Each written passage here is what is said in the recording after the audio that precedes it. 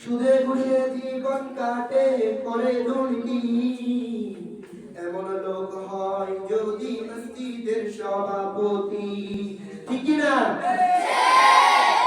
সুদে ঘুষে জীবন কাটে করে দুর্নীতি, এমন লোক হয় যদি মসজিদের সভাপতি। উচিত কথা কইতে গেলে মোল্লার চাকরি নাই ভাইরে, উচিত কথা কইতে গেলে মোল্লার চাকরি নাই।